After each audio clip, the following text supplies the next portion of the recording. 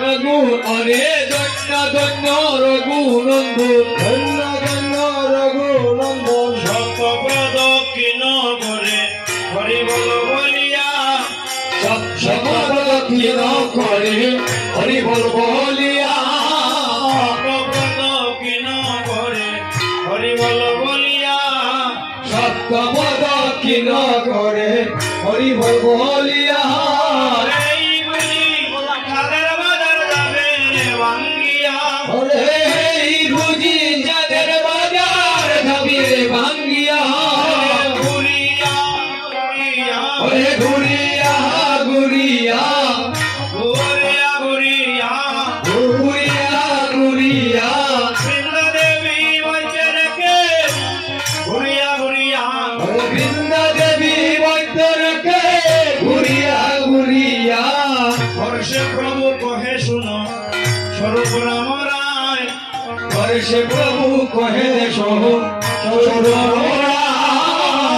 নাম সংকীর্তন কলি পরময় উপায় ওরে নাম সংকীর্তন করি পরময় উপায় সংকীর্তন যজ্ঞে করে কৃষ্ণ আরাধন সংকীর্তনের যজ্ঞ করে কৃষ্ণ আরাধন এই তো সুমেধা পায় গোবিন্দের চরণ ওরে এই তো সুবিধা পায় গোবিন্দের চরণ নদীর বাণ্ড মাতে লইয়া শ্রী রঘুনন্দন নদীর বাণ্ড মাথে নিয়া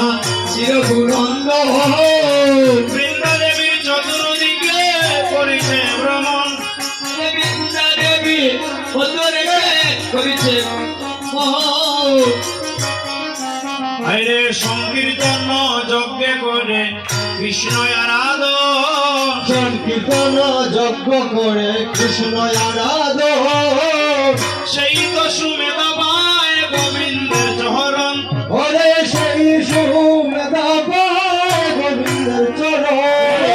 চিরে গোবিন্দ হইরে চিরে গোবিন্দ মিলে চিরে গোবিন্দ মিলে চিরে গোবিন্দ মিলে এই নাম যজ্ঞ হজবা করে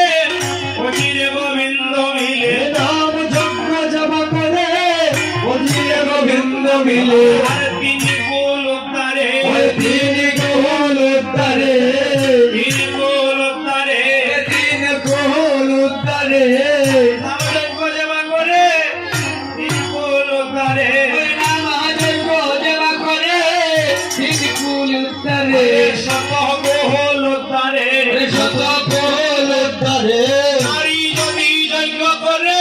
শত কোহল উদ্ধারে হরি যদি যজ্ঞ করে শত কুল উদ্ধারে হনি গায়েন প্রভু লইয়া ভক্তগণ প্রভু লইয়া ভক্ত গো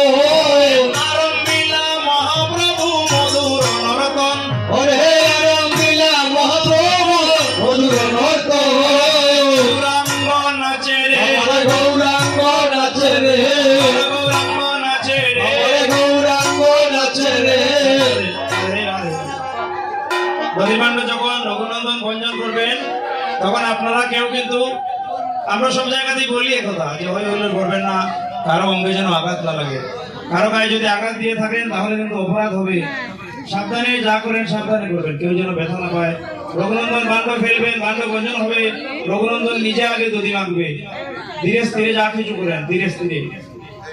ওরে মহাপ্রভুর আজ্ঞা পাইয়া শ্রী রঘুনন্দন মহাপ্রভু রাগা পায়া চিরগুনন্দ কীর্তন মণ্ডলে ভাণ্ড করিব বন্ধন ওরে কীর্তন মণ্ডলে বান্ড হইলা ভজন সবে গড়া গড়ি যায় তাহার উপরে সবে গড়া গড়ি যায় তাহার উপরে জহদুন বনবায়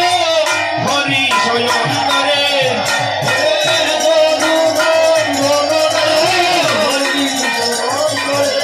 হরে কৃষ্ণ হরে কৃষ্ণ কৃষ্ণ কৃষ্ণ